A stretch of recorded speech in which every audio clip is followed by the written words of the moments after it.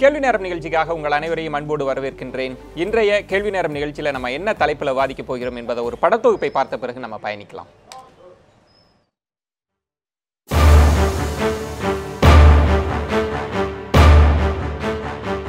கடல் தொழில் சட்டத்திருத்த மசோதா. இலங்கை அரசு கொண்டு வந்திருக்கும் இந்த மசோதாவின் பெயரை வாசிக்கும் போது மென்மையாகத்தான் தோன்றும். ஆனால் அதன் அம்சங்கள் ஒவ்வொன்றும் தமிழக மீனவர்களுக்கு எதிரானவை, அவர்களுடைய வாழ்வாதாரத்தையே அழிக்கக்கூடியவை. ஆம், தமிழக மீனவர்கள் எல்லை தாண்டி வந்தால் இனி 2 ஆண்டுகள் சிறை தண்டனை, 5 லட்சம் ரூபாய் வரை அபராதம் என்பன போன்ற அம்சங்களை கொண்டிருக்கிறது இந்த மசோதா. மீனவர்கள் எல்லை தாண்டும் விவகாரமும் கச்சத்தீவு பிரச்சனையும் 40 ஆண்டுகளுக்கும் மேலாக நிலுவையில் இருக்கும் நிலையில் திடீரென இந்த மசோதாவை இலங்கை அரசு கொண்டு வந்ததன் நோக்கம் என்ன? அந்த நோக்கம் எதுவாக இருந்தாலும் அதன் நிகர பாதிப்பு தமிழக மீனவர்களுக்கு என்பதால்தான் சட்டத்தை தடுத்து நிறுத்துங்கள் என்று பிரதமர் மோடிக்கு கடிதம் எழுதியிருக்கிறார் முதல்வர் எடப்பாடி கே பழனிசாமி. தமிழக மீனவர்களை காப்பாற்ற கடல் தாமரை மாநாடு நடத்திய மோடியின் அரசு என்ன செய்ய போகிறது என்பதுதான் இன்றைய கேள்வி நேரத்துக்கான களத்தையும் 5 அழுத்தமான கேள்விகளையும் எழுப்புகிறது. இலங்கை அரசின் கடல் தொழில் சட்டத்திருத்த மசோதா தமிழக மீனவர்களை கட்டுப்படுத்துமா? மசோதாவை தடுக்க கோரி முதல்வர் எழுதிய கடிதத்தை பொருட்படுத்துவாரா மோடி? கச்சத்தீவு விவகாரத்தில் இன்னும் எத்தனை ஆண்டுகளுக்கு திமுக அதிமுக அக்கப்போர் நீடிக்கும்? வழக்கின் வழியே கச்சத்தீவை மீட்பதெல்லாம் இனியும் சாத்தியம்தானா? கச்சத்தீவு விவகாரத்தில் தமிழகத்தை விட இலங்கை நலனை முன்னிலைப்படுத்துகிறதா மத்திய அரசு? இன்னும் பல கேள்விகளோடு இன்றைய கேள்வி நேரம் பயணிக்கிறது.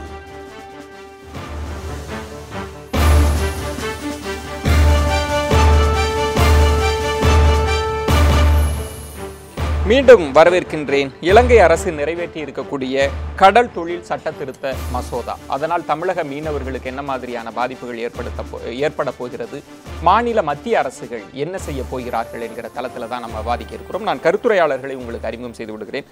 எழுத்தாளர் திரு ஆர் முத்துக்குமார் அவர்கள் வணக்கம். மீனவர் சங்கத்திலிருந்து திரு பீட்டர் ராயன் அவர்கள். இது மட்டுமல்லாமல் நம்மோடு அதிமுக அம்மா அணியிலிருந்து திரு அன்வர் ராஜா அவர்கள் இணைகிறார். பாஜகவிலிருந்து திரு சீனிவாசன் அவர்கள் இணைகிறார். இருவரையும் வரவேற்று வாதத்திற்குள் செல்லலாம். அன்வர் ராஜா, நான் உங்களிடமிருந்தே ஆரம்பிக்கிறேன். கடல் தொழில் சட்ட திருத்த மசோதா தமிழக மீனவர்களை ஒரு மிரட்சிக்கு ஆளாக்கி இருக்கிறது அப்படின்னே சொல்லலாம். ஒரு விதமான பதட்டத்தில் இருக்கிறாங்க. இந்த மசோதாவை தமிழக அரசு எப்படி பார்க்கிறது? அதுவும் இல்லாம அந்த மண்ணின் மைந்தர் நீங்க திரு அன்வர் ராஜா. இந்த மசோதாவை ஒரு ஆமாம் ஏற்கனவே மீனவர்களுக்கு மிகப்பெரிய பாதகம் இலங்கை அரசால் ஏற்பட்டு கொண்டிருக்கிறது. மீனவர்களால் நிம்மதியாக மீன் பிடிக்க முடியவில்லை. கடலுக்கு ஒரு நாள் போய்விட்டு உயிரோடு திரும்பி வருவதே ஒரு மிகப்பெரிய பிரச்சனையாக இருக்கிறது. அதை நம்முடைய மத்திய அரசாங்கத்தால் அதை பாதுகாக்க முடியவில்லை. இந்த நிலையில் இலங்கை அரசாங்கம் கொண்டு வந்திருக்கின்ற கடல் தொழில் சட்ட திருத்த மசோதா என்பது தமிழக மீனவர்களுக்கு மிகப்பெரிய பின்னடைவை ஏற்படுத்தும். அவர்கள் செய்கின்ற அநியாயங்களுக்கெல்லாம், அவர்கள் நம்முடைய மீனவர்கள் மீது தொடுக்கின்ற தாக்குதலுக்கெல்லாம் ஒரு நியாயத்தை கற்பிப்பதற்கான ஒரு மிகப்பெரிய கேடயமாக இந்த சட்டத்தை அவர்கள் பயன்படுத்திக் கொள்வார்கள். எனவே நம்மால் இப்போதே எதுவும் கேட்க முடியாத சூழ்நிலையில் நம்முடைய மீனவர்கள் இருக்கிறார்கள், நாமும் இருக்கிறோம். எனவே இலங்கை அரசை எதிர்த்து எந்த கேள்வியும் கேட்க முடியாத சூழ்நிலையில் தான் இந்திய அரசாங்கம் இருக்கிறது.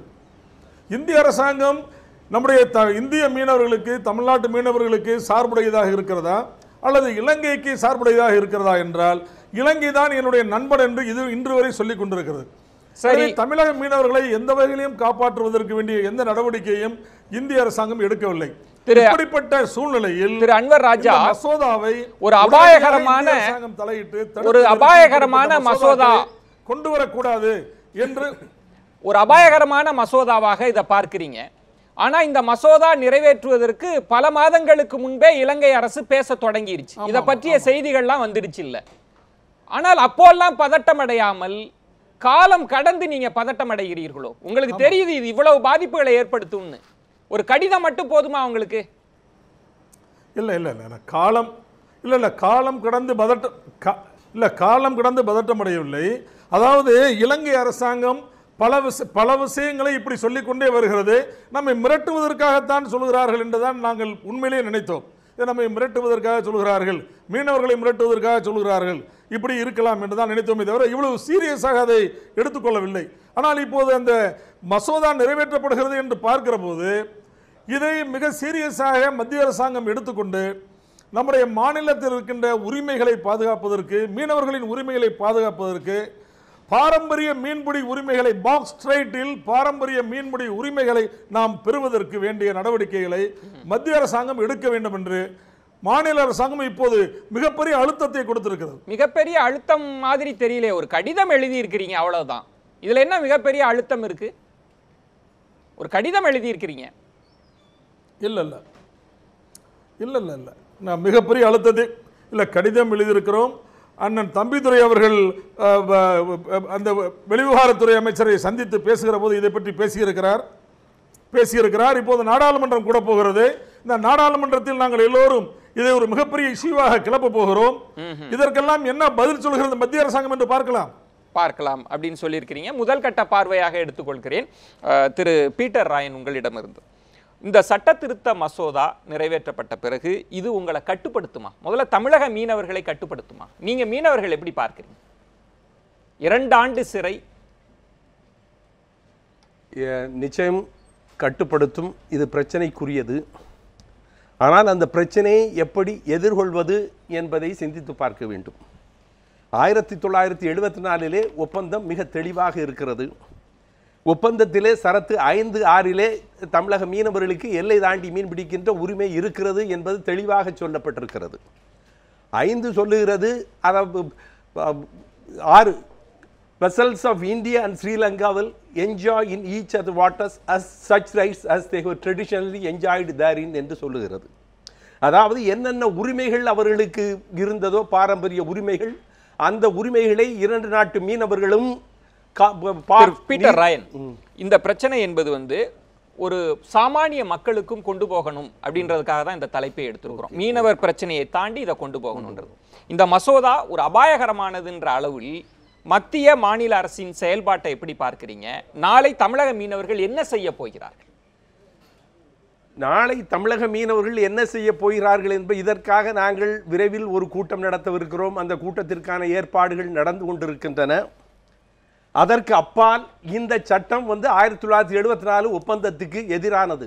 ஏற்கனவே எங்களது வழக்கு உச்சநீதிமன்றத்திலே நிலுவையில் இருக்கிறது.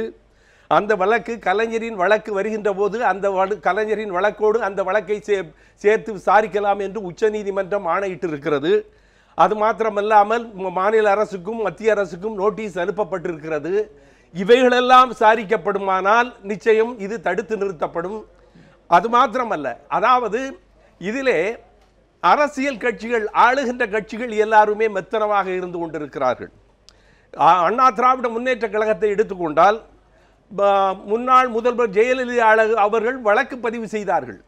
வழக்கு பதிவு செய்தது மாத்திரமல்ல, அதாவது சட்டமன்றத்திலே அவர்கள் தீர்மானம் நிறைவேற்றினார்கள். அந்த தீர்மானத்தின்படி அதாவது கச்சைத்தீவை நாங்கள் மீட்போம் என்று சொன்னார்கள். ஆனால் அதோடு அது நின்று போனதே ஒழிய அந்த பிரச்சனையை பாராளுமன்றத்தில் ஒரே நிமிடம் அந்த பிரச்சனையை பாராளுமன்றத்திற்கு எடுத்து சென்று அவர்கள் விவாதித்து முடிவு செய்திருப்பார்கள் என்றால் பாராளுமன்றம் அதை விவாதித்திருக்கிறார். நான் அதை இன்னொரு சுற்றுல விவாதிக்க போகிறேன். ஆனால் முதல் சுற்றுல இந்த கடல் தொழில் சட்ட திருத்த மசோதா நாளையே மீனவர்களை ஒரு எல்லையை தாண்டி போக விடாமல் அச்சுறுத்துகிற அளவுல இருக்க போகிறது. இப்பொழுதும் அவர்கள் இன்று நான் தொலைபேசியிலே அவர்களை தொடர்பு கொண்டு பேசினேன். இப்பொழுதும் அவர்கள் அந்த எல்லையை தாண்ட முடியாத நிலைமையில் தான் இருக்கிறார்கள். எல்லையிலே அங்கே அதாவது இலங்கையின் கப்பல்கள் வந்து நிற்கின்றன. அவர்களை தடுத்து நிறுத்தி கொண்டுதான் இருக்கிறார்கள். இவர்களால் இப்பொழுது மீன்பிடிக்க முடியவில்லை. அந்த நிலையில் தான் இப்பொழுது இருக்கிறார்கள். இனி ஒரு அத்துமீறிய நுழைவு அப்படின்னு சொல்லக்கூடிய இலங்கை அரசு, அவங்க பார்வையில் சொல்கிறேன், சிறை தண்டனை அதுக்கு ஒரு சட்ட அங்கீகாரத்தை கொடுத்துட்டாங்க. இனி நாளை தமிழக மீனவர்கள் கைது என்பது அவர்களுக்கான சட்ட அங்கீகாரமாக இருக்க போகிறது. அந்த அளவுல தான் அபாயகரமாக இருக்க போகிறது, இல்லைங்களா? உண்மை உண்மை. நம்ம இது பற்றி தான் பேச வேண்டியிருக்கிறது. மற்றொரு சிறப்பு விருந்தினர் திமுகவிலிருந்து திரு எழிலரசன் அவர்கள் வந்திருக்கிறார். அவரையும் வரவேற்று வாதத்திற்குள் செல்லலாம். திரு சீனிவாசன் அவர்களிடம், நம்ம முன்பு போட்ட ஒப்பந்தத்திற்கே எதிரானது இந்த கடல் தொழில் சட்ட திருத்த மசோதா அப்படின்னு சொல்றாங்க. மாநில அரசு ஒரு அபாயகரமானது, 2 ஆண்டுகள் சிறை அப்படின்றதெல்லாம் கடல் எல்லையை தாண்டிட்டாங்க அப்படின்னாலாம் அப்ப எப்படி நம்ம மீட்க போகிறோம்? ஒரு அபாயகரமான ஒரு மசோதா நிறைவேற்றப்பட்டிருக்கிறது. தமிழக அரசு உங்களிடம் கோரிக்கை வைத்திருக்கிறது. மத்திய அரசினுடைய பார்வை என்ன?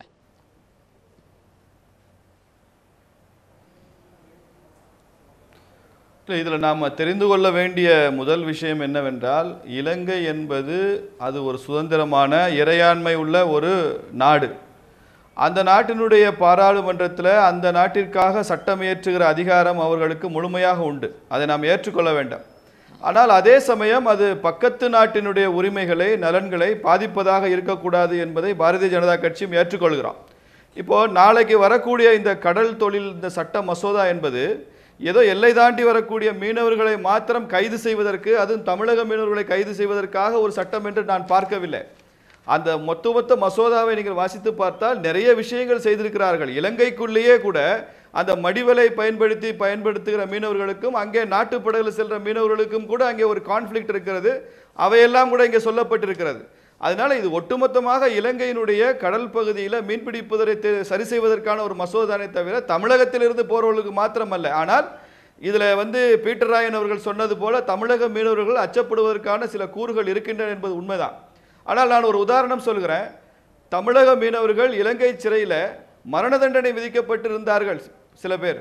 ஆனால் நரேந்திர மோடி அவருடைய அரசாங்கத்தின் தலையீட்டின் பேரில் இலங்கையினுடைய சட்டத்தின்படியே சிறை விதிக்கப்பட்டிருந்தவர்களை நமது அரசாங்கம் மீட்டுக் கொண்டு வந்தது. அதனால இந்த சட்டமும் அவர்கள் நிறைவேற்றட்டும், அதை செய்யட்டும். ஆனால் இதுல தமிழக நலன்கள் பாதிக்கப்படாமல் பார்த்துக் பாரதிய ஜனதா கட்சி இல்ல.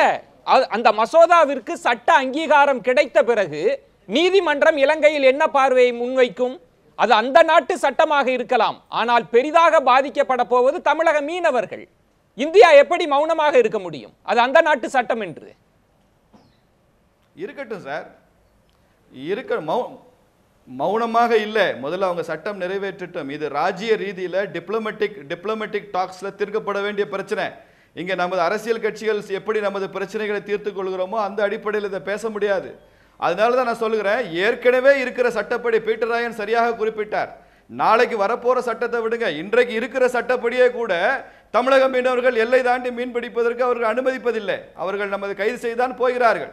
அதனால வரக்கூடிய சட்டமும் அப்படிப்பட்டதான் இருக்கும் என்பதில் சந்தேகம் இல்லை. ஆனால் இந்திய அரசாங்கம் தமிழக மீனவருடைய நலன்கள் அக்கறை கொண்ட ஒரு அரசாங்கம். இதை டிப்ளமேட்டிக்கா ராஜ்ய ரீதியாக பேசிதான் இதை சரி செய்ய முடியும். தமிழக மீனவர் நலன்களுக்கு இதுல எந்த ஊரும் வராமல் பார்த்துக் கொள்வது மத்திய அரசின் கடமையாக இருக்கும் என்பதைத்தான் நான் இங்கே பாரதிய ஜனதா கட்சி சார்பில் சொல்கிறேன். சீனிவாசன், அத்துமீறிய கைதாகத்தான் நம்ம இதுவரைக்கும் பார்த்து கொண்டிருந்தோம். ஆனால் இலங்கை அரசு செய்ய போகின்ற கைதுக்கு ஒரு சட்ட அங்கீகாரம் இனி கிடைக்கும். நீதிமன்றம் அந்த சட்ட மசோதாவின்படி தான் உத்தரவுகளை வழங்க போகிறார்கள். நீங்க அந்த மசோதாவின் போதே எதிர்வினையாற்றாமல் நாளைய கைதுக்கு மீண்டும் ராஜ்ய ரீதியில எப்படி நீங்க பேச முடியும்? நீதிமன்றம் என்ன நிலைப்பாடு இலங்கையில் எடுப்பாங்க பிறகு?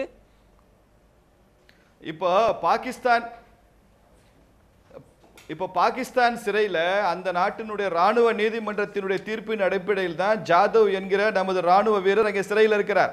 அவரை மீட்டு கொண்டு வருவதற்கு நாம் முயற்சி எடுக்கிறோம்.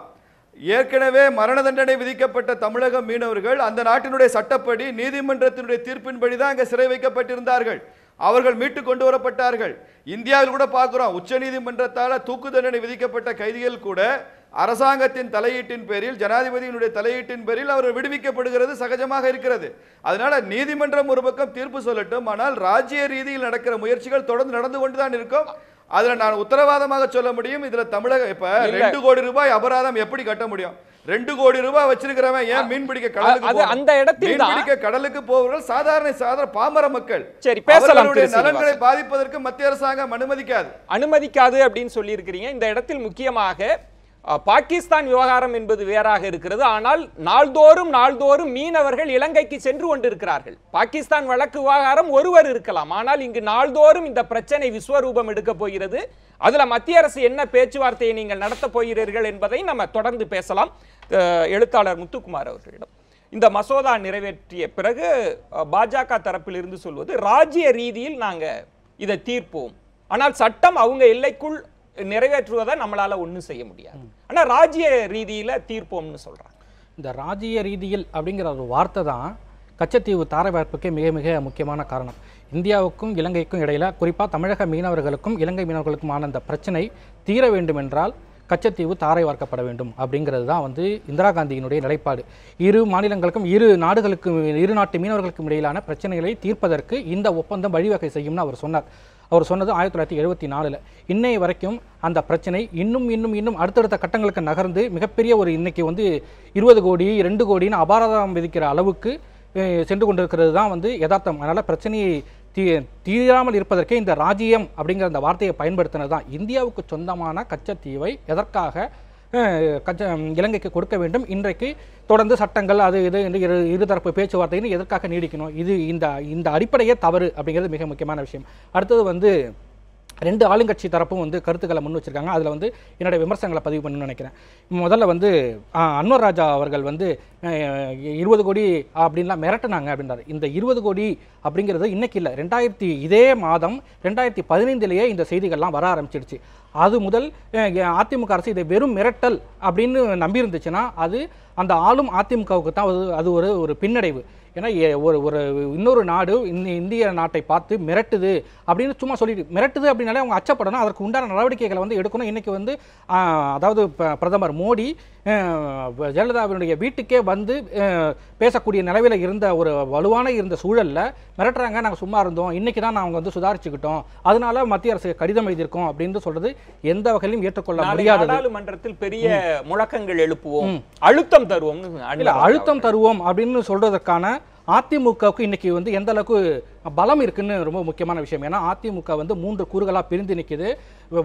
குடியரசுத் தலைவர் தேர்தலில் எங்களுக்கு வாக்கு கொடுங்கன்னு நேரடியாக கேட்காத சூழ்நிலையை கூட 3 பேரும் ஒரே அணியாக சென்று அதிமுகவுக்கு பாஜகவுக்கு வாக்களிக்கக்கூடிய ஒரு சூழலில், பாஜகவுக்கு அழுத்தம் கொடுக்கக்கூடிய சூழலில், மத்திய அரசுக்கு அழுத்தம் கொடுத்து ஒரு காரியத்தை சாதிக்கக்கூடிய வலுவில் இன்னைக்கு அதிமுக இல்லைங்கிறது தான் கலை யதார்த்தம். அதற்கு கடந்த காலங்களில் அவங்க காட்டிய மௌனம் தான் இன்னைக்கு இந்த அளவுக்கு முக்கியமான விஷயமா மாறி இருக்கு.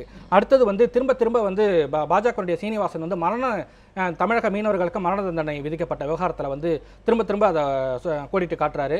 அந்த விஷயத்தில் இந்திய அரசு, அதாவது மோடி அரசு எப்படி தமிழக மீனவர்களை அணுகியதற்கு ஒரே உதாரணம், அந்த வழக்கு செலவை தமிழக அரசிடம் தான் கேட்டது. அவர்களை இந்திய மீனவர்களாக பார்க்கவில்லை, தமிழக மீனவர்களாக பார்த்து தமிழக அரசிடம் தான் அந்த உயிரை காப்பாற்றி மரண தண்டனையில் இருந்து கொண்டு வருவதற்கு இந்திய அரசு எவ்வளவு முயற்சிகள் எடுத்தது. ஆனால் அதற்கு அன்னைக்கு அந்த ஒரு சூழல் தேவைப்பட்டது. ஆனால் அந்த வழக்கு நிதியை ஏன் இந்திய மீனவர்கள் என்று எதற்கு எடுத்தாலும் இந்தியா என்று பேசும் பாஜக மத்திய அரசு எதற்காக தமிழக அரசிடம் நிதியை கேட்க வேண்டும்? இந்த பிரச்சனை தான் அவர்கள் வந்து தமிழக மீனவர்களாக பார்த்தது தான் மிக மிக முக்கியமான பிரச்சனை. மோடி அவர்கள் பிரதமராக பதவியேற்பதற்கு முன்பு என்ன சொன்னார்னா, நான் வந்து குஜராத்தில் முதல்வராக இருந்தவன், அதனால பாகிஸ்தானால குஜராத் மீனவர்கள் என்ன பாதிப்பு வரும்னு எனக்கு தெரியும், அதனால் நான் ஆட்சிக்கு வந்தால் தமிழக மீனவர்களை காப்பாற்றுவதற்கு உண்டான கச்சத்தீவு உள்ளிட்ட விவகார நடவடிக்கை எடுப்பேன்னு சொன்னார். அதன் பிறகு அவர் எடுத்த நடவடிக்கை என்ன? இப்பொழுது இது மாதிரியான சட்ட திருத்தங்கள் வரும் அளவுக்கு போயிருக்கிறது. திரு எழிலரசன், திரு அன்வர் ராஜா அவர்கள் சொல்வது வந்து நாங்கள் ஒரு பெரிய அழுத்தத்தை கொடுத்திருக்கிறோம், நாளைக்கு நாடாளுமன்றத்தில் நாங்கள் வந்து இந்த பிரச்சனையை எழுப்புவோம் அப்படின்னா, பாஜக தரப்புல இது ஒரு ராஜ்ய ரீதியில தான் இந்த மசோதாவை நம்ம அணுக முடியும், அவங்க நாட்டு எல்லைக்குள் இந்த மசோதா நிறைவேற்றப்படுகிறது அப்படின்ற பார்வையை முன்வைத்த இடத்தில் நீங்க எப்படி பார்க்குறீங்க திமுக? அதாவது ஒவ்வொரு நாட்டுக்கும் உள்ள சாவர்னிட்டி, இறையாண்மை தன்மையோடு அரசியல் சட்டங்கள் ஏற்றுக்கொள்வது என்பது அது வேற. ஆனால் 2 நாடுகளும் உரிமை கொண்டாடக்கூடிய அளவிற்கு தான் ஒரு ஒப்பந்தம் செய்யப்பட்டது. அது சரியா தவறா என்பதே அடுத்த கட்டம். அது எங்களை பொறுத்தவரை it's against the contrary to the constitution சொல்லக்கூடிய அளவுக்கு அரசியலமைப்பு சட்டத்துக்கு எதிரான வகையிலேயே தான் அந்த ஒப்பந்தமே போடப்பட்டிருக்கிறது.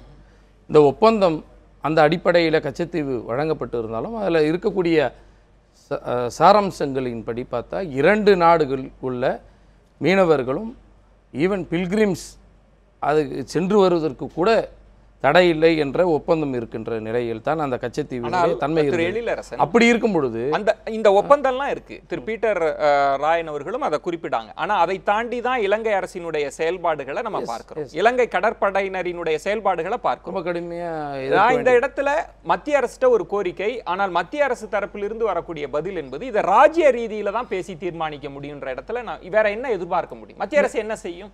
மத்திய அரசு தன்னுடைய எதிர்ப்பினை காட்ட வேண்டும். இப்போ எப்படி பாகிஸ்தான் கிட்ட மட்டும் இவங்களுக்கு வந்துட்டு இப்போ காஷ்மீர் இஷ்யூவில் எப்படி பேசுகிறாங்க? காஷ்மீர் இஷ்யூவில் Pakistan is claiming that Pakistan occupied காஷ்மீர்னு சொல்கிறாங்கன்றத எப்படி இந்த மத்திய அரசு இந்த இந்திய நாடு ஒட்டுமொத்தமாக எதிர்க்கிறதோ அதே போல் இந்திய மீனவர்கள் எழுத்தாளர் திரு முத்துக்குமார் அவர் சொன்னதை போல் இது இந்திய மீனவர்கள் என்று பார்க்காமல் தமிழக மீனவர்கள் என்று அங்கே தனியாக அடையாளம் காட்டப்படுகிறார்கள். இல்ல நீங்க சுருக்கி பார்க்கறீங்க. இந்திய மத்திய அரசுக்கு அப்படி ஒரு பார்வை இருக்கா? இருக்குவே தானே. அதை மாதிரி ஒரு பார்வையினால தான் ராஜ்ய தன்மையில தான் இதை அணுக முடியும்னு சொல்றதுன்றது தவறு. இந்தியா செய்து கொண்ட ஒப்பந்தத்தை இலங்கை மீறுகிறது என்று ஒரு கண்டனம் கூட தெரிவிக்கலையே.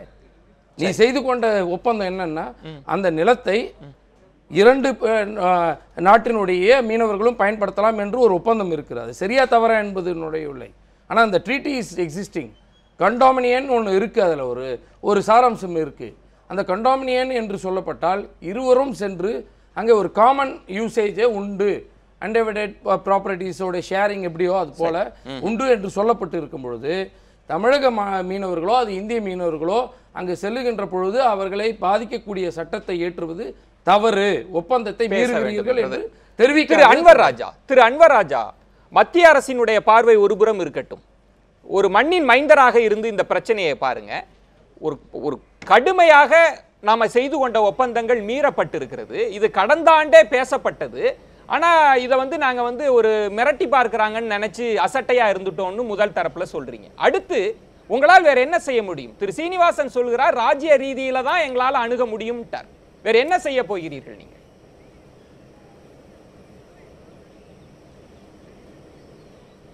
அதாவது நம்முடைய மீனவர்கள் நம்முடைய கடல் எல்லையில் பாரம்பரிய உரிமையின் அடிப்படையில் மீன் பிடிப்பதற்கு நம்முடைய இந்திய அரசாங்கம் பாதுகாப்பு கொடுக்க வேண்டும். இல்லங்க, இப்ப திரு சீனிவாசன் சொன்னதை நீங்க திரு அன்வர் ராஜா கேட்டீங்களா? நம்முடைய இந்திய அரசாங்கம் கொடுப்பதில்லை. கடலோர காவல்படை திரு அன்வர் ராஜா இதை எங்களால் ராஜ்ய ரீதியில தான் தீர்க்க முடியும்னு சொல்லுகிறார்கள். அது அவங்க எல்லைக்குள் நிறைவேற்றக்கூடிய மசோதா. ஆனால் கடுமையான அபாயம் என்பது தமிழக மீனவர்கள் என்று சொல்வது நீங்க இல்ல இந்த ராஜ்ய ரீதியில் தீர்க்க வேண்டும், தீர்க்கத்தான் ராஜ்ய ரீதியில் தான் தீர்க்க முடியும் என்று சொல்வதை நான் ஏற்கவில்லை. அது ஏற்கக்கூடிய விஷயம் அல்ல. ஏனென்றால் பல நேரங்களில் நம்முடைய கடல் எல்லைக்கு உள்ளே நம்முடைய மீனவர்களை அவர் தாக்கி இருக்கிறார்கள். அப்படி தாக்குகிற போது அதை தடுத்து நிறுத்துகின்ற தகுதி நம்முடைய கடலோர காவல்படைக்கு இல்லை. சரி, இப்போ இத பத்தி நம்ம நிறைய பேசி இருக்கோம் திரு அன்வர் ராஜா. அதை கையை கட்டி வேடிக்கை பார்த்து கொண்டுதான் நம்முடைய மீனவர்கள் நம்முடைய கடலோர காவல்படை இருக்கிறார்கள். இல்ல, நம்ம கடலோர காவல்படை மட்டுமல்ல, தமிழக அரசு இதை வேடிக்கை பார்த்து கொண்டிருக்க போகிறாதான்ற கேள்வியும் எழுப்பப்பட்டிருக்கிறது. திரு முத்துக்குமார் அவர்கள் எழுப்பிய கேள்வி, ஒரு பெரிய அழுத்தத்தை கொடுக்கக்கூடிய அளவுக்கு நீங்க இருக்கிறீங்களா வலுவா மத்திய அரசு? இது ஒரு நாட்டுக்கும் ஒரே நிமிஷம். காவிரி மேலாண்மை வாரியம் அமைச்சாதான் வாக்களிப்பு குடியரசுத் தலைவர் தேர்தல்ல அப்படின்னு பாட்டாளி மக்கள் கட்சி சொல்லுது. ஆனா அப்படி ஒரு கோரிக்கையை அதிமுக வைக்க முடியுமா? திரு அன்வர் ராஜா, நீங்க தான் பதில் சொல்லணும். அப்படி ஒரு அழுத்தத்தை கொடுக்கக்கூடிய நிலையில் அதிமுக இன்றைக்கு இருக்கிறதா? ஒற்றை எம்பி வைத்திருக்கக்கூடிய பாமக மத்திய அரசிடம் பாஜகவிடம் அப்படி பேசுகிறது. உங்களால் செய்ய முடியுமா? இன்றைக்கு அப்படி ஒரு சூழல் இருக்கிறதா? ஆனால் நீங்கள் மிகப்பெரிய அழுத்தம் தருவதாக சொல்கிறீர்கள். எந்த அடிப்படையில் சொல்கிறீர்கள்? நான் சொல்றேன், நான் பதில் சொல்றேன். முத்துக்குமாருக்கு நான் பதில் சொல்றேன். தயவு செய்து முத்துக்குமாருக்கு நான் பதில் சொல்றேன். காவிரி பிரச்சனை நீதிமன்றத்தில் இருக்கிறது. நீதிமன்றத்தில் அந்த பிரச்சனை இருக்கிறது.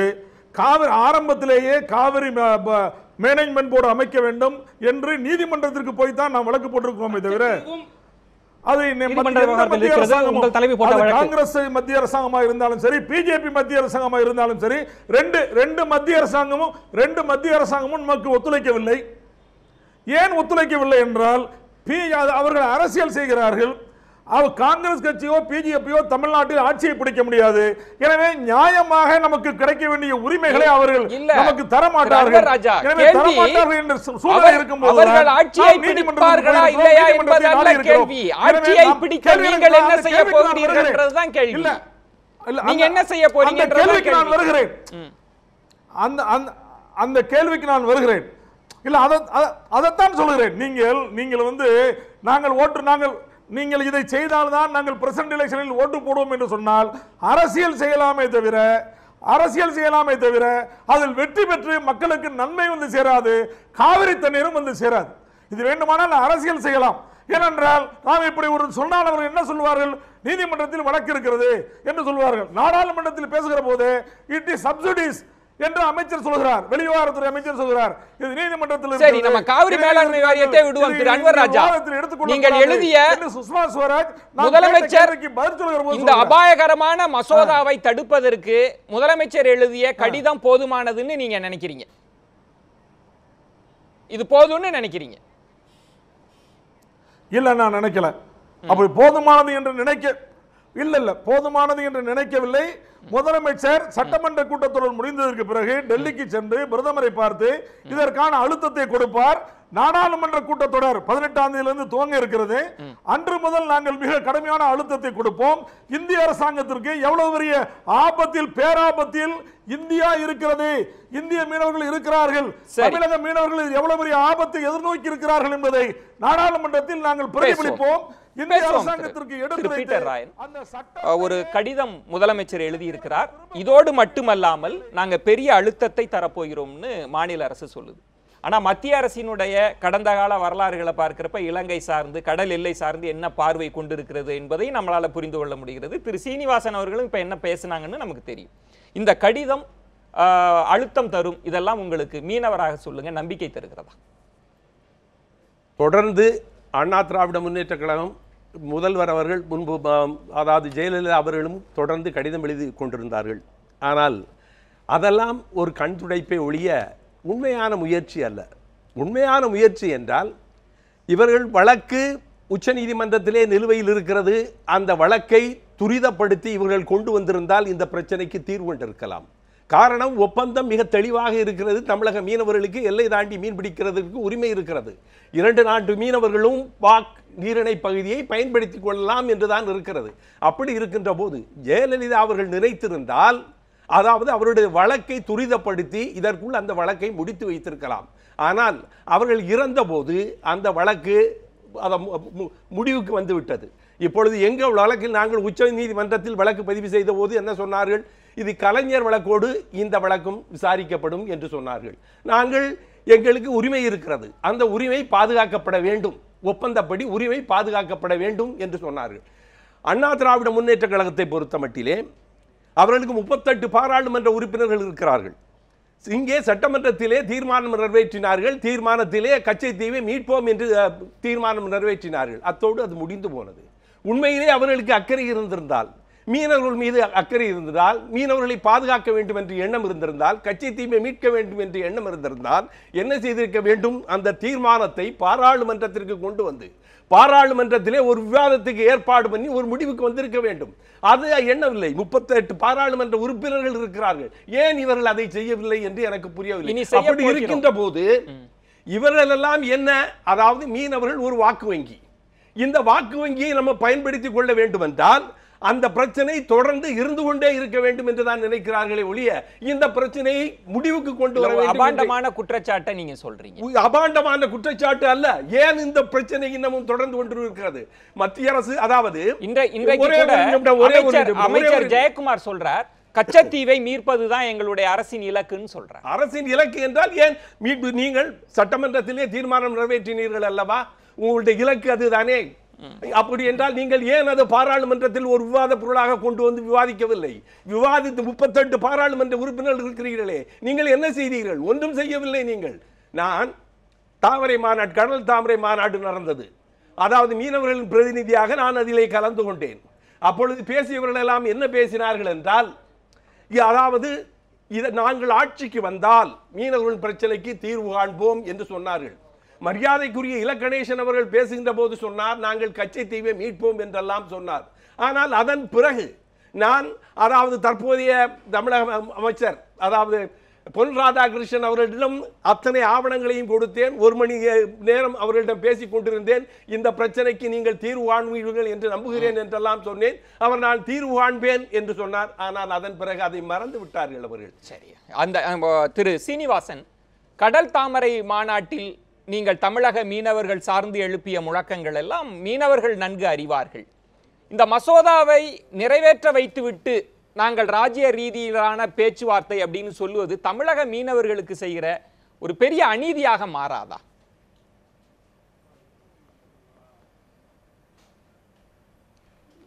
இல்ல, நீங்க கச்சத்தீவை மீட்கிற விஷயத்தையும் இந்த கடல் திருத்த மசோதாவையும் நீங்கள் ஒன்றாக இணைத்து பார்க்க வேண்டிய அவசியம் இல்லை என்று நினைக்கிறேன். என் கேள்வி தமிழக பாரதிய ஜனதா கட்சியை பொறுத்தவரை இன்னும் கூட சொல்கிறோம், கச்சத்தீவை மீட்க வேண்டும் என்கிற அப்படி பார்வையை முன்வைக்கல. ஹெச் ராஜா சொன்னது கொடுத்ததுதான் சொன்னாரே. ராஜ்ய ரீதியான உடன்படிக்கை அது முடிஞ்சு போன விவகாரம்னு சொன்னாரே திரு ஹெச் ராஜா. இல்ல நீங்க கச்சத்தீவை மீட்கிறதுல மத்திய அரசின் நிலைப்பாடு வேறு. நீதிமன்றம் இறுதி தீர்ப்பாக இதை பற்றி என்ன சொல்லும் என்று தெரியவில்லை. இல்ல, ஆனால் மத்திய அரசு என்ன வாதங்களை முன்வச்சது? கச்சத்தீவை மீட்பது பற்றி மத்திய அரசின் வாதம் என்ன? காங்கிரஸ் அரசுக்கும் பாஜக அரசுக்கும் பெரிய வித்தியாசம் இல்லை, ஒரே ஸ்டாண்டு தான் உங்களுக்கு. இலங்கையுடனான ராஜ்ய ரீதியிலான உறவு தான் முக்கியம்ன்றது தானே உங்களுக்கு ஒரே ஸ்டாண்டு. கொஞ்சம் என்னன்னு சொல்லுங்க திரு சீனிவாசன், அனுமதிக்கிறேன். கேள்வியை முடிச்சிருங்க நீங்க முதல்ல. முடிச்சிட்டேன், நீங்க பதில் சொல்லலாம். இதுதான் முதல்ல கச்சத்தீவை பற்றிய வரலாறு தெரிந்து பேச வேண்டும் என்று நினைக்கிறேன். கச்சத்தீவை பற்றிய வரலாறு தெரிந்து பேசணும். கச்சத்தீவு 1974 இலங்கைக்கு இந்திய அரசாங்கம் தாரை வார்த்த போது இந்தியாவிலேயே அதை எதிர்த்த ஒரே கட்சி அப்போது இருந்த பாரதிய ஜனசங்கம். நீங்க தெரிந்து கொள்ளணும், இந்திய பாராளுமன்றத்தில் அந்த ஒப்பந்தத்தை எதிர்த்து பேசிய ஒரே தலைவர் எங்களது அடல் பிகாரி வாஜ்பாய் தான். ஜனா கிருஷ்ணமூர்த்தி அவர்கள் பாரதிய ஜனசங்கத்தினுடைய தலைவர், தமிழகத்தை சார்ந்தவர், அப்போதே வழக்கு தொடர்ந்தார். பாரதிய ஜனதா கட்சியினுடைய ஒரு பாராளுமன்ற உறுப்பினர் இந்த கச்சத்தீவை இலங்கைக்கு தாரை வார்க்கிற அந்த ஒப்பந்தத்தை பாராளுமன்றத்திலேயே கிழித்தெறிந்தார். அப்போது திமுக தான் இங்கே தமிழ்நாட்டில் ஆளும் கட்சியாக இருந்தார்கள்.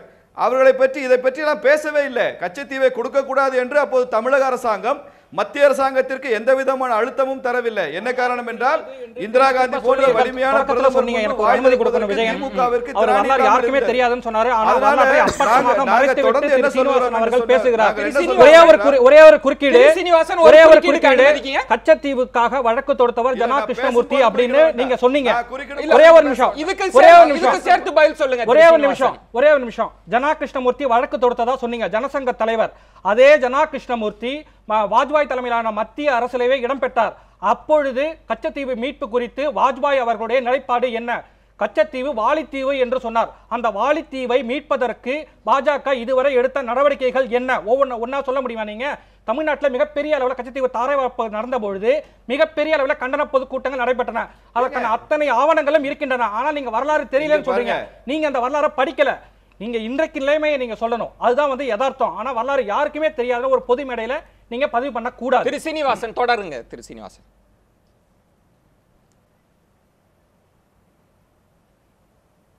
இல்ல நான் திருச்சியிலிருந்து பேசிட்டு இருக்கேன். நான் பேசுறப்ப ஓபில நீங்க குறுக்கிட்டீங்கன்னா என்னால பேச முடியாது. தொடருங்க. நீங்கள் பேசும்போது நான் குறுக்கிடுவதில்லை, அதனால என்னையும் 2 நிமிடமாவது பேச அனுமதிக்கணும். பேசுங்க திரு சீனிவாசன். அதாவதுங்க, பாகிஸ்தான் பிரிவினையை கூட தான் ஜனசங்கம் எதிர்த்தது, பாரதிய ஜனதா கட்சி எதிர்த்தது.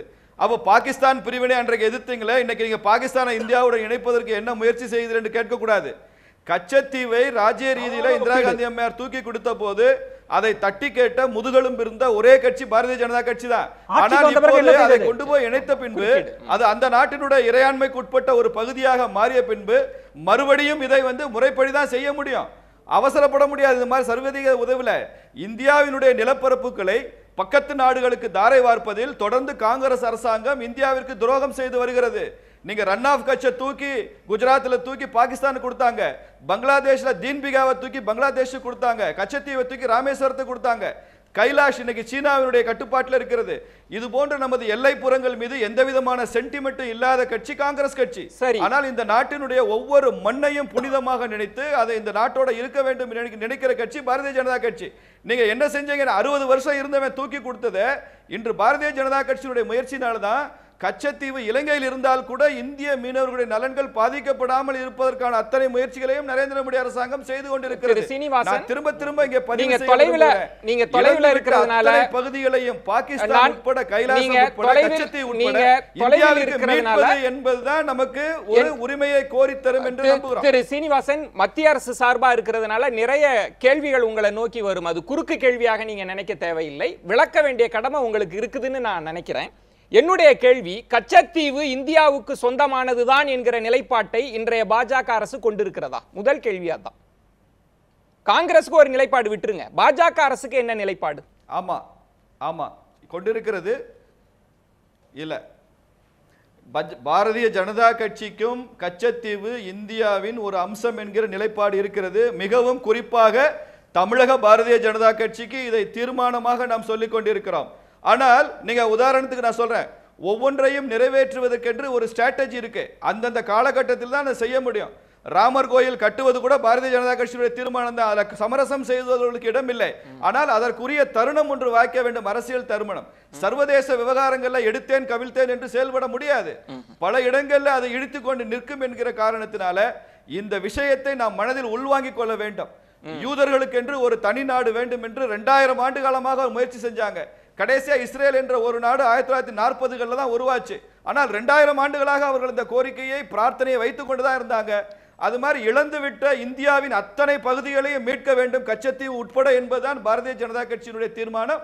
அது நிச்சயம் நடரும். அதற்குரிய அரசியல் தருணங்கள். ஆனால் தொடர்ந்து ஒப்பந்தங்கள் மீறப்பட்டு இலங்கை அரசு அடுத்தடுத்த முன்னகர்வுகள் வைப்பது அது தமிழக மீனவர்களுக்கு பெரிய பாதிப்புகளை உள்ளாக்கக்கூடிய இடத்தில் நாம் என்ன செய்கிறோம் என்கிற பொருளை பேசிட்டு இருக்கிறோம். நம்ம தொடர்ந்து நிறைய விஷயங்கள் பேச வேண்டி இருக்கிறது. கச்சத்தீவு விவகாரத்தை பொதுவாக இங்கு இருக்கக்கூடிய மாநில கட்சிகள் ஒரு திமுக அதிமுக சண்டையாக மாற்றிவிட்டதா? இனி கச்சத்தீவு மீட்பு எல்லாம் சாத்தியமா? ராஜ்ய ரீதியில எந்த காலம், எப்போது அந்த தருணம் வரப்போகிறது? அதற்கு அடுத்ததாக கச்சத்தீவு விவகாரத்தில் தமிழக நலனை விட இலங்கை அரசின் நட்பு ரீதியான உறவைத்தான் மத்திய அரசு பெரிதாக கருதுகிறதா? இந்த 3 கேள்விகளுக்கும் விடை தேடலாம். ஒரு சிறிய விளம்பர இடைவேளைக்கு பிறகு பொறுத்திருங்கள்.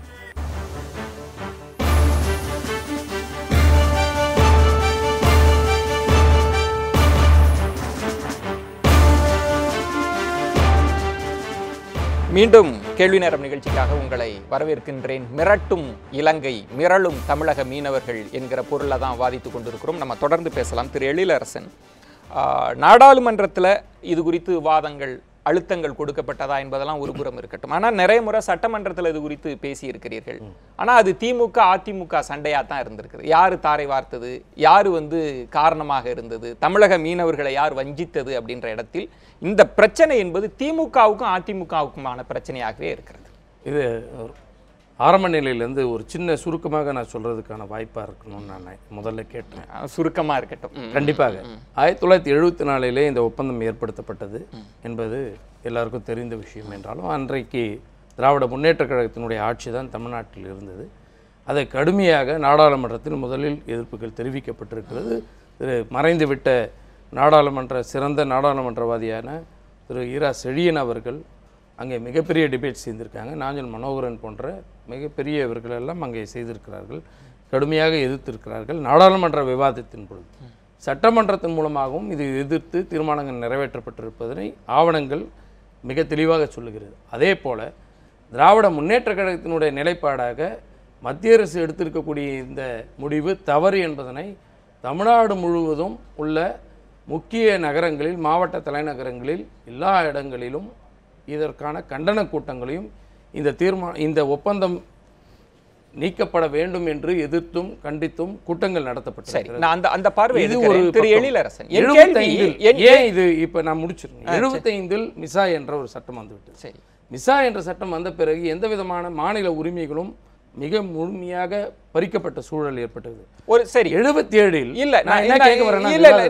என்னுடைய கேள்வி என்பது, இதை தாண்டி மத்தியில் 2 கட்சிகளுமே அதிகாரத்தில் இருந்திருக்கிறீங்க, கூட்டணி அரசுல இருந்திருக்கிறீங்க. மத்திய அரசுக்கு நீங்க ஒரு அழுத்தம் கொடுப்பதுதான். மத்திய அரசு என்ன உச்சநீதிமன்றத்தில் ஒரு ஸ்டாண்ட் எடுக்க போகுதுன்றதுதான் பெரிய கேள்வி. அந்த இடத்துல நீங்க என்ன செஞ்சீங்க? ஒண்ணுமே செய்யல. இந்த பிரச்சனையை திமுக அதிமுக பிரச்சனையா சுருக்கி பார்த்தது தான். இல்ல அப்படி கிடையாது. மத்திய அரசினுடைய நிலைப்பாடுகள் என்ற பொழுது வந்துட்டு சில நேரங்களில் வந்து நாங்கள் எங்களுடைய பங்களிப்பு என்பது ஒரு லிமிட்டடாக தான் இருக்கும். காமன் மினிமம் ப்ரோக்ராம்ஸ் தான் இருக்க முடியும். அந்த மாதிரி சூழ்நிலைகளில் நாங்கள் எடுத்து வைத்திருக்கக்கூடிய வாதங்களிலோ மத்திய அரசுக்கு கொடுத்திருக்கக்கூடிய நிர்பந்தங்களிலோ எந்த நேரத்திலும் திமுக பின்வாங்கியது அல்ல.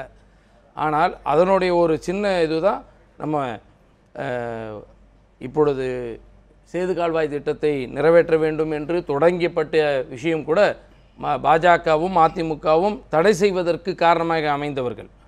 இதே உச்ச நீதிமன்றத்தில் வழக்கு தொடுத்தவர்கள் பிஜேபி என்றால் அதிமுகவினர் கூட அது சரியான நீங்க இங்க ஆளுங்கட்சியா இருந்த போதும் மத்தியில கூட்டணியில் இருந்த போதும் தமிழக மீனவர்கள் சுட்டுக் கொல்லப்படுவது அப்பட்டமாக ஒப்பந்தத்தை மீறுகிற சம்பவங்கள்லாம் நடந்தது.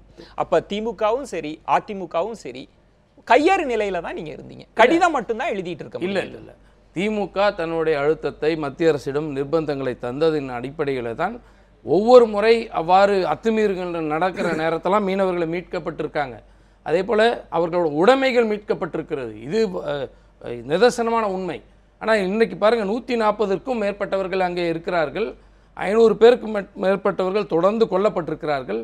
உடைமைகள் அங்கே இருக்கிறது. வலைகள் 500க்கு மேற்பட்டவர்கள் என்பது தொடர்ந்து நீங்க ஆட்சியில் இருந்தபோது அதுக்கு அதிமுக மட்டும் தோள் கொடுக்க முடியாது. அப்படி சொல்ல இது போன்ற சூழ்நிலையில் இப்பொழுது கூட இருக்கக்கூடியவர்களை மீட்பதற்காக அதிமுக கடிதம் தான் எழுதி கொண்டிருக்கு.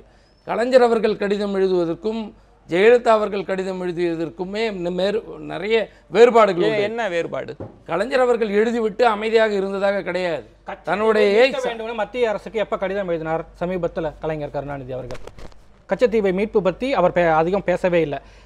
அதிமுக தான் தன்னுடைய நிலைப்பாட்டுகளை வேறு நிலைகள்லாம் மாறி இருக்கு. குறிப்பாக வந்து 1991 தொடர் வந்து 1974 ஆரம்பிச்சாரு. அந்த 1974 எடுத்தா கூட 1974 கச்சத்தீவு தாரை வார்க்கப்பட்ட போது சீனிவாசன் சொன்னது போல அதற்காக முதலில் வழக்கு தொடுத்தது ஜனசங்கம் தான்.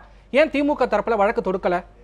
2008 ஜெயலலிதா தொடர்ந்த வழக்கில் அவரையும் சேர்ந்துக்கிட்டாரே தவிர 1974 2008 வரைக்கும் ஏன் ஒரு வழக்கு கூட கச்சத்தீவு தாரை வார்ப்புக்கு எதிராக திமுக வழக்கு தொடுக்கவே இல்லை? அதுக்கு அவரால் பதில் சொல்ல முடியுமா?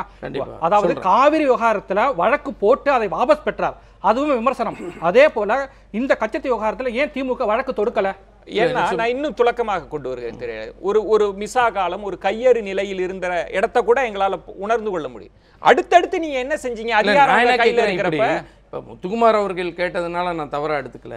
ஆனால் நான் என்ன கேட்குறேன், 1977 ஆட்சி பொறுப்புக்கு வந்த அதிமுக எந்த விதமான முடிவுகளும் எடுக்கப்படவில்லை. இப்ப வந்துருச்சு பாத்தீங்களா? இப்ப வந்துருச்சு பாத்தீங்களா? இப்ப என் கேள்வி திரு எழிலரசன், அப்போ திமுக அதிமுக இல்ல நான் அப்படி கேட்க வரல.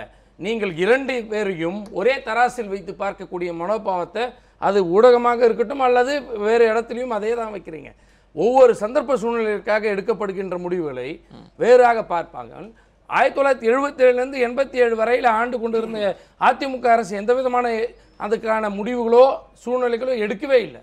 ஏன் 83 அந்த ஒப்பந்தத்தில் திருத்தம் ஏற்படுத்தப்பட்ட பிறகுதான் மிகப்பெரிய நெருக்கடிகளே மீனவர்கள் வந்து மீனவர்கள் பார்வையில அது அதிமுகவா திமுகவா என்பதல்ல, அவர்களுக்கு கச்சத்தீவு இல்லை என்று ஆகிவிட்டது. அவர்களை பொறுத்த வரைக்கும் திமுக அதிமுக எங்களுக்கு கச்சத்தீவு வரல, எங்களுக்கு உரிமைகள் இல்லை என்ற பார்வை தானே இருக்கு.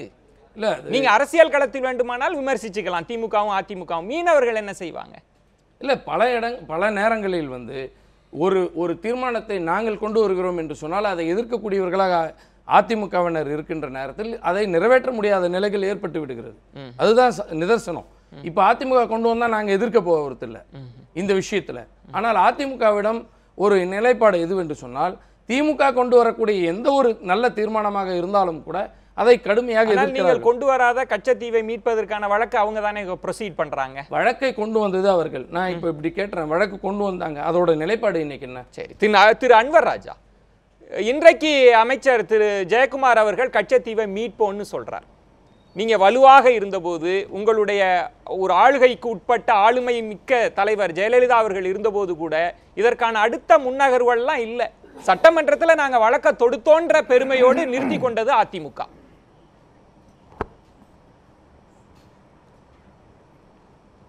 அப்படி இல்லை. அப்படி இல்லை. நீங்கள் சட்டமன்றத்தில் வழக்கை தொடுத்ததோடு நிறுத்தி கொண்டோம் என்பதல்ல. அதற்கான முழுமையான நடவடிக்கைகளை நாங்கள் எடுத்திருக்கிறோம்.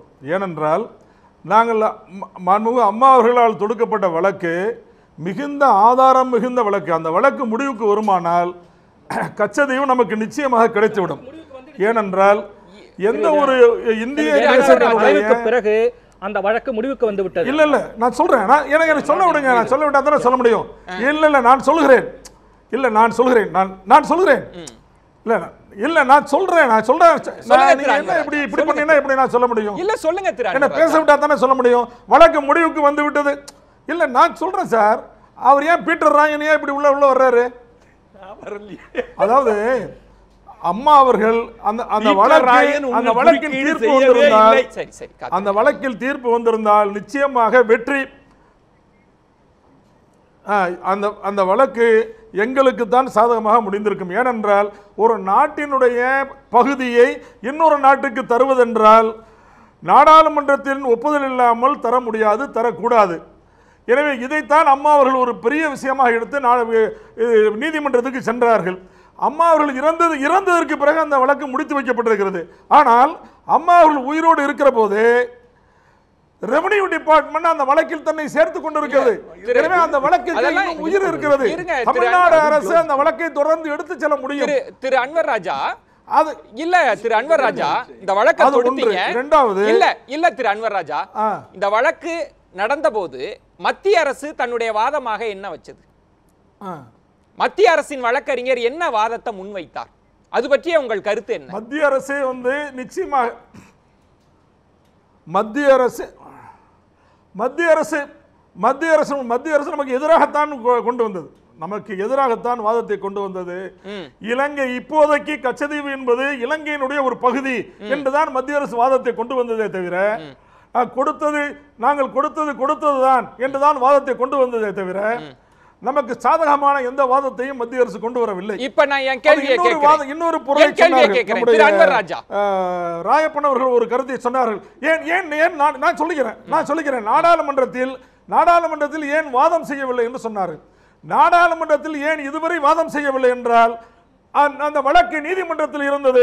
எனவே நாடாளுமன்றத்தில் இதை வாதிக்க முடியாது. இப்போது நடக்க முடித்து வைக்கப்பட்டிருக்கிறது. இனிமேல் நாடாளுமன்றத்தில் வாதத்தை கொண்டு வரலாம். 193 நாங்கள் வாதம் கொண்டு வருவோம். மிகப்பெரிய அளவில் வாதிக்கப்படும். வாதிக்கப்படாமல் இருந்ததற்கு நீதிமன்றத்தில் வழக்கு இருந்ததான் காரணமே இல்ல. நீதிமன்றத்தை இல்ல திரு அன்வர் ராஜா, நீ மாநில அரசு என்பதால் உங்களுக்கும் நிறைய கேள்விகள் இருக்கு, அதனால கேட்கிறேன்.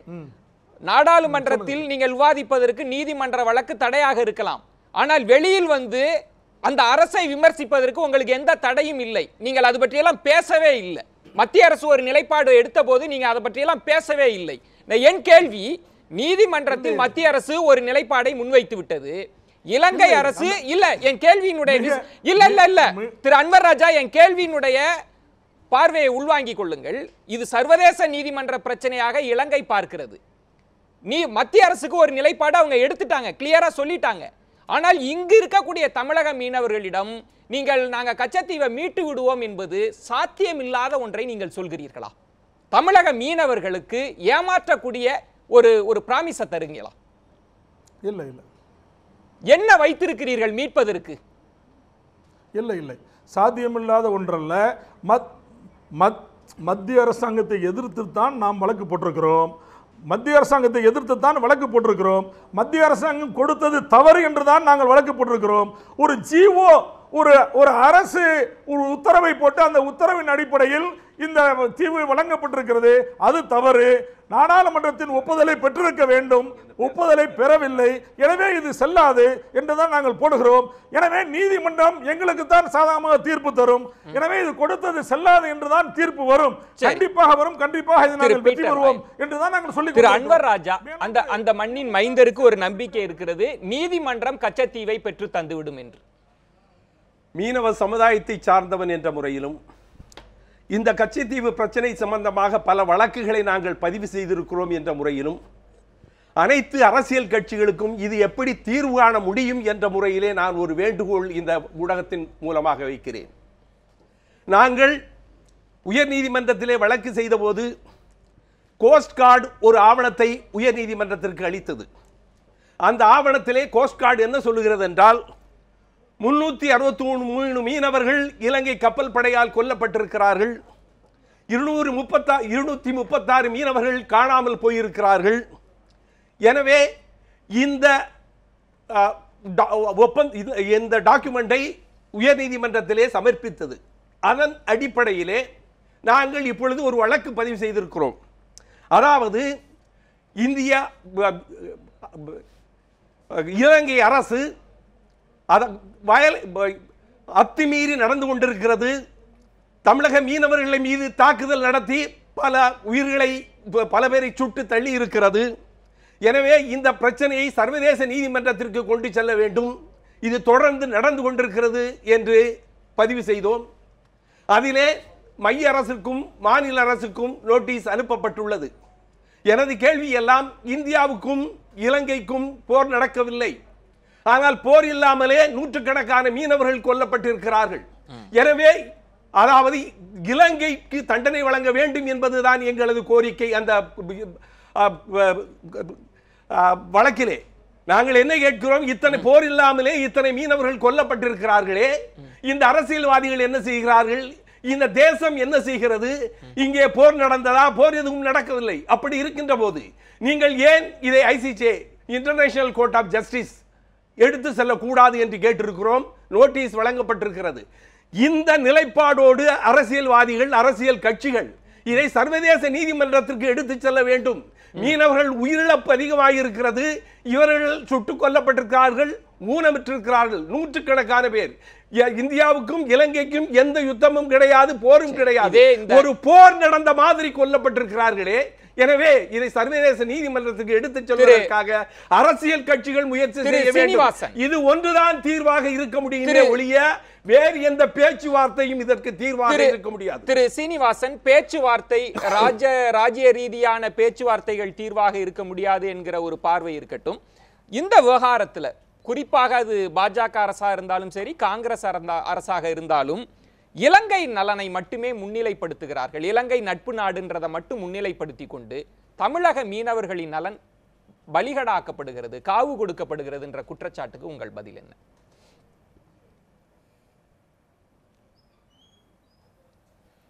இல்லை, அது தவறான ஒரு கருத்து. இப்போ நண்பர் பீட்டர் ராயன் அவர்கள் 363 மீனவர்கள் கொல்லப்பட்டிருக்கிறார்கள் என்று சொன்னார்கள், 240 மீனவர்கள் காணாமல் போயிருக்கிறார் என்று சொன்னார்கள். 2014 நரேந்திர மோடி அவர்கள் ஆட்சிக்கு வந்த பின்பு எத்தனை மீனவர்கள் கொல்லப்பட்டிருக்கிறார்கள் என்பது புள்ளிவிவரத்தையும் அவர் சொன்னால் நல்லது. ஏனென்று சொன்னால் 700க்கும் அதிகமான மீனவர்கள் மரணமடைந்ததற்கு காரணம் காங்கிரசும் திமுகவும் கூட்டணி அரசாங்கம் இருந்தபோதுதான் மீனவர்கள் சுட்டுக் கொல்லப்பட்ட சம்பவம் நடந்ததை தவிர நரேந்திர மோடி அவர்கள் அரசாங்கம், பிஜேபி அரசாங்கம் வந்த பின்பு விதிவிலக்காக ஒரே ஒரு முறை அது போன்ற ஒரு துரதிருஷ்டம் நடந்திருக்கிறது உண்மை. ஆனால் இப்போது மீனவர்கள் கைது செய்யப்படுவது நடக்கிறதை தவிர சுட்டுக் கொல்லப்படுவதை இந்த அரசாங்கம் இல்ல. பீட்டர் ராயன் அவர்கள் எனது தகவல் சரி என்றால் அவர் சரியாக சொல்லட்டும், நான் ஏற்றுக்கொள்கிறேன். ஆனால் இந்த மிக அதிகமான எண்ணிக்கையில் மீனவர்கள் கொல்லப்பட்டது என்பது காங்கிரஸ் அரசாங்கமும் திமுக அரசாங்கம் இருப்பதுதான். அதில் சந்தேகமே இல்லை. காங்கிரஸ் ஆட்சியில் தான் அதிகமான மீனவர்கள் கொல்லப்பட்டார்கள். அது மாத்திரமல்ல, பாராளுமன்றத்திலே அவர்கள் என்ன சொன்னார்கள் என்றால், எல்லை தாண்டி மீன் பிடிக்க போவது தவறு என்று சொன்னார்கள். அதாவது ஒப்பந்தத்திலே மீன் பிடிக்க என்று குறிப்பிடப்படவில்லை என்று சொன்னார்கள். இதை சொன்னவர் ஒரே ஒரு நிமிடம், இதை சொன்னவர் அதாவது அப்போதைய வெளியுறவுத்துறை அமைச்சர் அவர்கள். அந்த நான் சொன்னது இப்போ அதான் ஏன் அப்படி சொன்னார்கள் என்றால் அதிலே தெளிவாக சொல்லப்பட்டிருக்கிறது, vessels of India and Sri Lanka will enjoy each other's waters, such rights as they have traditionally enjoyed therein என்று சொல்லப்பட்டிருக்கிறது. Such rights as they have traditionally enjoyed therein என்றால் அதாவது மீன் பிடிப்பது, அதாவது படகு விடுவது. சீனிவாசன் அவர்கள்ட்ட பதில் வாங்குறேன், ஏன்னா அவருக்கு நேரமின்மையாக இருக்கும். நம்ம இது சட்ட வியாக்கியானமாக மாற்றாமல் பார்வையாளர்களுக்கு புரியணும், அதற்காக தான். திரு சீனிவாசன், நீங்க சொல்லுங்க, இந்த மசோதாவையும் மையப்படுத்தியே சொல்லுங்க. இது தமிழக மீனவர்களை வஞ்சிச்சு. அதே போல இலங்கை அரசு இல்ல இது நிச்சயமாக இல்லை. நான் ஏற்கனவே சொன்னது போல இலங்கை என்பது ஒரு தனியான இறையாண்மை உள்ள ஒரு நாடு. நமது இந்திய நாட்டினுடைய வெளியுறவு கொள்கையை முழுமையாக புரிந்து கொண்டால்தான் தெரியும். மாலத்தீவு மாதிரி சின்ன நாட்டினுடைய இறையாண்மையை கூட நாம் அங்கீகரிக்கிறோம், ஏற்றுக்கொள்கிறோம். இலங்கை என்பது பாரம்பரியமாகவே இந்தியாவுடன் தொடர்புகள் உள்ள ஒரு நாடு தான். அதன் நன்றாக அந்த நாடு இருக்க வேண்டும் என்பது ஆட்சேபனை இல்லை.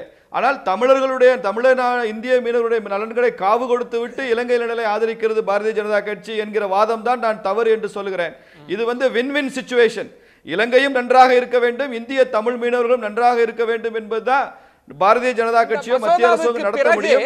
இப்போது இருக்கிற ஒரு புதிய மாறி வருகிற ஒரு உலக சூழல்ல எவ்ரி கண்ட்ரி இந்த மசோதா வின்-வின் சிச்சுவேஷன் சொன்னீங்க. இந்த மசோதாவிற்கு பிறகு இலங்கை அரசுக்கு வேண்டுமானால் நிறைய அபராத தொகை கிடைக்கலாம். தமிழக மீனவர்களுக்கு என்ன கிடைக்கும்னு நினைக்கிறீங்க இந்த மசோதாவுக்கு பிறகு வின்-வின் சிச்சுவேஷனா இருந்தா? ஒரு நான் இந்த ஊடகத்தில் ஒரு உத்தரவாதம் அளிக்கிறேன். தமிழக மீனவர்கள் கைது செய்யப்பட்டால் ஒரு மீனவன் கூட 2 கோடி ரூபாய் அபராதம் கட்ட வேண்டிய அவசியம் ஏற்படாமல் நமது வெளியுறவுத்துறை மூலமாக அந்த மீனவன் மீட்கப்படுவார்கள். அவர்களது நலன் பாதுகாக்கப்படும். தொடர்ந்து இந்த மீனவர்களுக்கான நலத்திட்டங்கள் செய்யப்படும். இப்போ கூட டீப் சி ஃபிஷிங்காக இவர்கள் அந்த அளவு போக வேண்டிய அவசியம் இல்லாமல் 150 கோடி ரூபாய் பணத்தில் இவர்களுக்கு மீன் ஆதாரம் கிடைப்பதற்கு இந்த மத்திய அரசாங்கம் செய்து கொண்டிருக்கிறது. கச்சத்தீவினுடைய பொசஷன் ரைட் இப்போது இலங்கையிடம் இருந்தாலும் கூட இந்திய மீனவர்கள் அங்கு சென்று கடல் மீன் பிடிக்கிற அந்த உரிமையை மீட்டு தருவதற்கு வெளியுறவு அமைச்சகம் வேலை செய்கிறது. இதெல்லாம் நான் வெளியுறவுத்துறை அமைச்சர் அதிகாரியிடம் பேசிவிட்டு தான் நான் இந்த ஊடகத்தில் இதெல்லாம் பேசுகிறேன். அதனால காங்கிரஸ் அரசாங்கம் என்பது வேறு, அவர்கள் இலங்கையை பார்த்த பார்வை வேறு, பாரதிய ஜனதா கட்சியினுடைய பார்வை என்பது வேறு.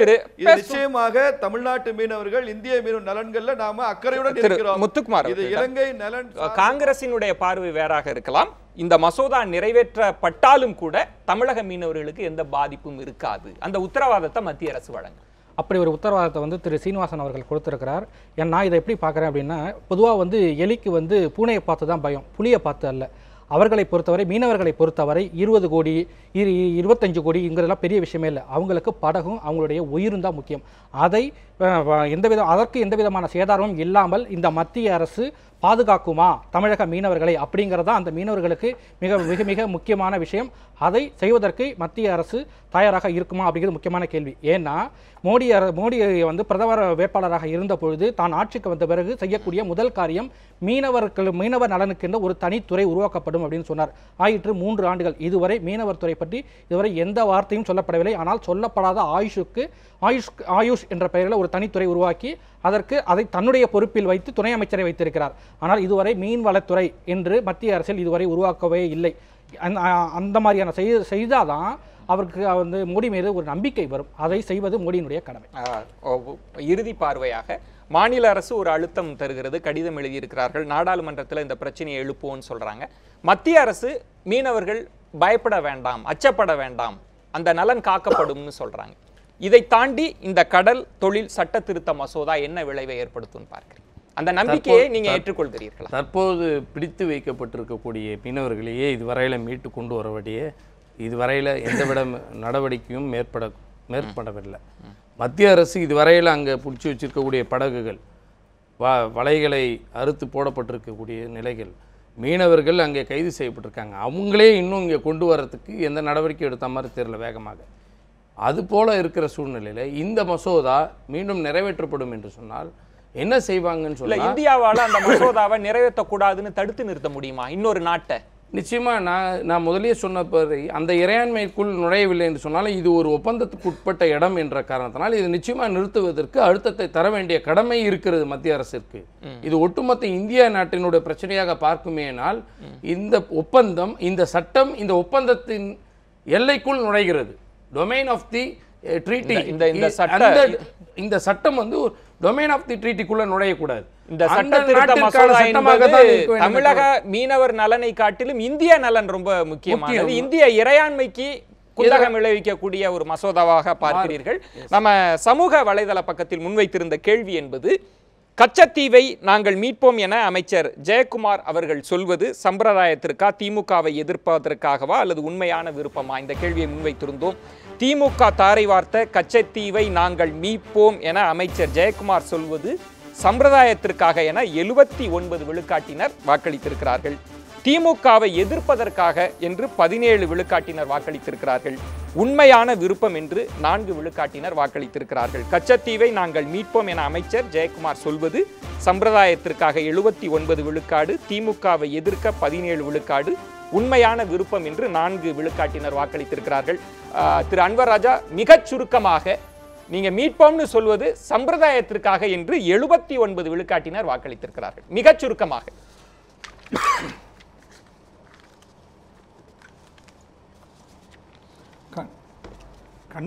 நிச்சயமாக கச்சத்தீவை நாங்கள் மீட்போம், அந்த நம்பிக்கை எங்களுக்கு இருக்கிறது. நீதிமன்றத்தில் எங்களுடைய வாதங்களை எடுத்து வைத்து இது ஏற்கனவே கச்சத்தீவு கொடுத்ததே தவறான அடிப்படையில் கொடுக்கப்பட்டிருக்கிறது, நாடாளுமன்றத்தினுடைய ஒப்புதலை பெறாமல் தரப்பட்டிருக்கிறது, எனவே இது செல்லாது என்று இந்த நீதிமன்றம் அறிவிக்க வேண்டும் என்ற அடிப்படையில் தான் நாங்கள் வழக்கு தொடர்ந்திருக்கிறோம். அந்த வழக்கை மீண்டும் எடுத்து சென்று கண்டிப்பாக கச்சத்தீவை மீட்போம். அதற்கான வாய்ப்புகள் இருக்கின்றன.